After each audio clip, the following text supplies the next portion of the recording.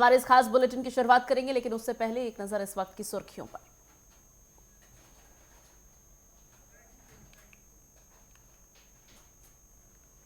तो आगे बढ़ेंगे, जहां क्या आप जानते हैं कि आने वाले कुछ ही दिनों में यूपी का नाम एक ऐसा वर्ल्ड रिकॉर्ड चुने जा रहा है। फरवरी का महीना पश्चिमी उत्तर प्रदेश के लिए खुशियों की लैंडिंग लेकर आ रहा है। आखिर प्रधानमंत्री मोदी कब दिखाएंगे हरी झंडी, देखिए हमारी खास रिपोर्ट में।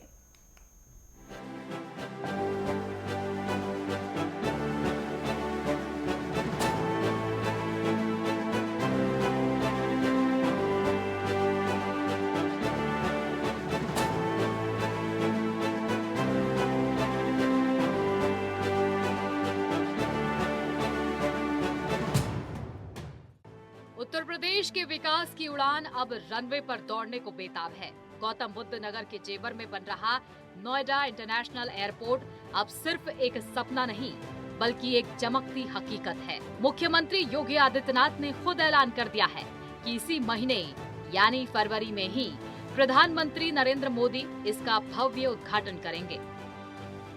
देखिए, हमारा तैयार है, एयरपोर्ट पूरी तरह तैयार है। उसमें इस एयरपोर्ट के लिए एरोड्रम लाइसेंस की कार्रवाई फाइनल स्टेज में है। मेरा मानना है कि हम लोग इस महीने आदरणीय प्रधानमंत्री जी के कर कमलों से हमारा प्रयास होगा कि इस एयरपोर्ट का हम लोग उद्घाटन करवा दें। एयरपोर्ट का निर्माण कार्य पूरा हो चुका है, अब बस इंतजार है तो एरोड्रम लाइसेंस का, जिसकी प्रक्रिया अंतिम चरण में है। लेकिन जेवर की ये उड़ान सिर्फ हवाई जहाजों तक सीमित नहीं है। जैसे ही यहाँ से पहली फ्लाइट उड़ान भरेगी, जेवर एयरपोर्ट के शुरू होते ही उत्तर प्रदेश देश का ऐसा राज्य बन जाएगा जहाँ 5 अंतर्राष्ट्रीय एयरपोर्ट होंगे। अभी लखनऊ, वाराणसी, कुशीनगर और अयोध्या में इंटरनेशनल एयरपोर्ट संचालित है। जेवर एयरपोर्ट की सबसे बड़ी खासियत इसकी बेहतरीन कनेक्टिविटी है। यात्री यमुना एक्सप्रेसवे और ईस्टर्न पेरिफेरल एक्सप्रेसवे के जरिए आसानी से एयरपोर्ट तक पहुंच सकेंगे। भविष्य में इसे मेट्रो और रैपिड रेल से जोड़ने की भी योजना है। इस एयरपोर्ट के चालू होने से दिल्ली के आईजीआई एयरपोर्ट पर दबाव कम होगा। साथ ही हरियाणा और राजस्थान के यात्रियों के लिए भी सबसे पसंदीदा अड्डा बनेगा। लेकिन ये सिर्फ सफर की बात नहीं है, ये बात है लाखों रोजगार की, ये बात है रियल एस्टेट में आने वाले उछाल की, और ये बात है पश्चिमी यूपी की बदलती तस्वीर की। जेवर एयरपोर्ट के रूप में यूपी को मिलने जा रहा है एक ऐसा ग्लोबल हब जो दुनिया के नक्शे पर इस क्षेत्र की नई पहचान लिखेगा। तो तैयार हो जाइए, क्योंकि फरवरी का ये महीना जेवर के साथ यूपी की किस्मत की नई टेक ऑफ का गवाह बनने जा रहा है।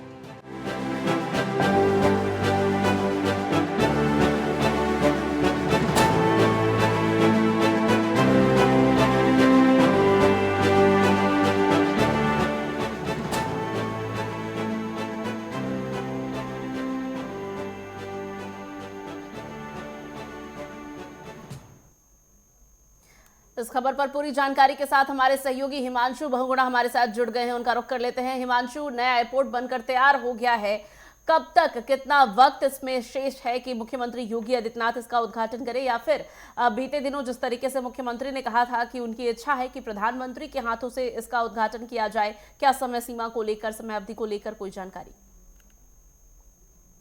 जी हाँ, देखिए, सीएम योगी ने जेवर में बन रहे नोएडा इंटरनेशनल एयरपोर्ट को लेकर एक बड़ा ऐलान किया। मुख्यमंत्री ने साफ तौर पे कहना है कि एयरपोर्ट का उद्घाटन इसी महीने पीएम मोदी द्वारा किया जाएगा।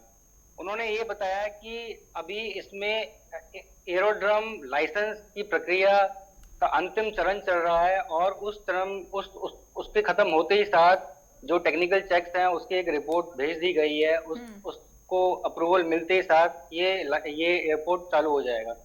आपको बताते चले, एयरड्रम लाइसेंस एक प्रमाण पत्र होता है जो कि किसी भी एयरपोर्ट को कमर्शियल फ्लाइट उड़ाने के लिए बेहद जरूरी होता है। ये DGCA, director general of civil aviation, इस लाइसेंस को देता है, और वो जिन मानकों में इस लाइसेंस को देता है, बात करें क्या एयरपोर्ट की रोड की क्वालिटी है, क्या सर्वेलेंस की क्वालिटी है, किस तरीके से जीपीएस सिस्टम और कंट्रोल रूम चल रहा है, सारी सुरक्षा फाइटिंग का क्या बंदोबस्त किया है, सारी सुरक्षा को एनालाइज करके ही ये लाइसेंस दिया जाता है। तो माना ये जा रहा है कि ये जो प्रोजेक्ट है इसी महीने इनॉग्रेट हो जाएगा, यही जानकारी हमें मिली। जी बिल्कुल हिमांशु, इस एयरपोर्ट का इंतजार बेसब्री से पश्चिमी यूपी के लोग कर रहे हैं और खासकर दिल्ली एनसीआर की बात कर ली जाए तो बहुत बड़ी सुविधा हो जाएगी। लेकिन अगर दबाव की बात करें, क्योंकि अभी तक जितने भी यात्री थे वो सब दिल्ली की ओर रुख करते थे एयरपोर्ट के लिए आईजीआई का, लेकिन अब आईजीआई पर दबाव कितना कम हो जाएगा इस एयरपोर्ट के शुरू होने के बाद? देखिए, जो अधिकारियों से बात करी, जो टेक्निकल पॉइंट्स हमें पता लगे हैं, उसमें ये बताया गया कि ये पहले चरण में जब ये स्टार्ट होगा तो करीब करीब 12 करोड़ यात्री इस एयरपोर्ट से फ्लाइट भर सकेंगे और अगले चरण में करीब करीब 20 करोड़ यात्री इस एयरपोर्ट को यूज कर सकेंगे। तो अपने आप में एक बड़ा नंबर है, अपने आप में बड़ा नंबर है जिसमें लोग यात्री नोएडा इंटरनेशनल एयरपोर्ट से उड़ान भरेंगे। तो डेफिनेटली जो इंदिरा गांधी इंटरनेशनल एयरपोर्ट है उस पर दबाव कम पड़ेगा। जी अच्छा हिमांशु, इसके कनेक्टिविटी को लेकर भी खूब चर्चा हो रही है। बताया जा रहा है कि बिल्कुल जिस तरीके से दिल्ली एयरपोर्ट की कनेक्टिविटी हम देखते हैं कि वहां से मेट्रो के लिए भी तुरंत लाइन है, बस स्टैंड भी वहां से अधिक दूर नहीं है, कुछ इसी तरीके की कनेक्टिविटी इस एयरपोर्ट को भी देने की तैयारी है। मेट्रो से भी इसको जोड़ा जाएगा। उस दिशा में कहां तक काम पहुंच चुका है, कितना काम बाकी है, कब तक इंतजार करना होगा उस कनेक्टिविटी के लिए जिसके बारे में बातें लगातार हो रही है? देखिए, कनेक्टिविटी की अगर बात करें कि ऐसे स्ट्रेटेजिकल पॉइंट में ये एयरपोर्ट बनाने से पहले ही चिन्हित किया गया था जहां पे ईस्टर्न पेरिफेरल हाईवे आ रहा है और तमाम हाईवे अटैच होते हैं उससे, और मेट्रो स्पीड लाइन भी, उसके भी कार्य की प्रोग्रेस हमने जब पता किया तो अमूमन वो भी कंप्लीट हो चुका है। जी हिमांशु, बोला जा रहा है कि इस एयरपोर्ट के शुरू होने से जो पश्चिमी यूपी की तस्वीर है वो पूरी तरीके से बदल जाएगी। कैसे इसको आप विस्तार से बताएंगे कि कितनी सुविधा मिलेगी यहाँ पर? देखिए, एयरपोर्ट जिस जगह पे स्टार्ट हो रहा है उस जगह पे सबसे पहली बात तो रोजगार मिलेगा लोगों को। वहाँ पे जो प्रॉपर्टीज हैं उनके दाम बढ़ेंगे तो वहाँ पे निवेश ज्यादा बढ़ेगा। तो इस तरीके से देखा जाए। हिमांशु, क्या इसको लेकर अभी इर्द गिर्द कुछ देखने को मिल रहा है उस इलाके के इर्द गिर्द? क्योंकि हम देखते हैं कि एयरपोर्ट जहां कहीं पर भी बनता है, जहां कहीं पर भी इस तरीके की परियोजना का विस्तार होता है, उसके बहुत आसपास तो नहीं लेकिन कुछ अधिकांश एरिया में उसके इर्द गिर्द, अगर उसके चारों तरफ की बात करें तो विकास की धुरी जो है वो बढ़ जाती है। वहां पर शॉप लगने शुरू हो जाते हैं, मल्टीप्लेक्सेस बनने शुरू हो जाते हैं। एयरपोर्ट पर लंबी यात्रा करके थके लोगों के विश्राम के लिए 5 स्टार लग्जरी होटल्स भी एयरपोर्ट के आसपास देखने को मिलते हैं। क्या तो जेवर एयरपोर्ट के इर्द गिर्द भी इस तरीके का विकास देखने को मिल रहा है? उत्तर प्रदेश के विकास में 4 चांद इस मद्देनजर भी लग सकती है इस एयरपोर्ट के आने के बाद? जी, जब हम ग्राउंड जीरो पे गए वहां पे देखा मल्टीपल प्रोजेक्ट्स चल रहे हैं। वहां पे 5 स्टार होटल्स बन रहे हैं, मल्टीनेशनल कंपनीज आ रही है, कई सारे गेस्ट हाउसेस बन रहे हैं। तो डेवलपमेंट भी ऑलमोस्ट पूरा हो चुका है, 90% पूरा हो चुका है। तो बस ये क्यास लगाई जा रही है कि एयरपोर्ट इस मंथ स्टार्ट हो जाए। बिल्कुल हिमांशु, क्योंकि आसपास की प्रॉपर्टीज की अभी मेरी सहयोगी शिवानी ने बात की है और जाहिर सी बात है कि जब जेवर एयरपोर्ट यानी कि इंटरनेशनल एयरपोर्ट बनता है तो आसपास की जगह बहुत ही ज़्यादा महंगी हो जाती हैं, क्योंकि खबरें ऐसी भी आई थी कि वहाँ पर सोसाइटीज़ भी बन रही हैं, जो प्लॉट्स हैं वो भी वहाँ पर बिकना शुरू हो गए हैं। तो क्या वहाँ पर किसी भी तरीके की ऐसी तस्वीर देखने को मिली है कि सोसाइटीज़ बनना शुरू हो गई हो आसपास, या फिर लोगों ने वहाँ पर प्रॉपर्टी खरीदना शुरू कर लिया हो? जी हाँ, काफी लोगों ने वहाँ पे इन्वेस्ट किया है। देखिए, जब एयरपोर्ट बनता है तो उसमें काम करने के लिए लोग आते हैं। इतना बड़ा एयरपोर्ट है, इंटरनेशनल एयरपोर्ट बन रहा है, इतने बड़े एरिया में करीब 1300 हेक्टर एरिया में बन रहा है। तो लाखों लोग वहाँ पे काम करने के लिए आएंगे, तो उनके रहने के लिए भी व्यवस्था होगी। तो इसी को लेकर वहाँ पे कई सारी डेवलपमेंट हो रही है, जमीन में प्लॉटिंग्स हो रही है, अपार्टमेंट्स बन रहे हैं। तो ये हमने ग्राउंड जीरो में देखा। जी अच्छा हिमांशु, ये तो हो गई एयरपोर्ट के आसपास के इलाकों की बात। अब अगर एयरपोर्ट की बात कर ले तो इस महीने के अंत तक इसका उद्घाटन किया जा सकता है और प्रधानमंत्री मोदी के हाथों कराने की इच्छा मुख्यमंत्री योगी आदित्यनाथ ने भी जाहिर की है। लेकिन इसके अलावा यहां इस एयरपोर्ट से उड़ानों का संचालन किस तरीके से किया जाएगा, इसको लेकर क्या कोई जानकारी सामने आई है?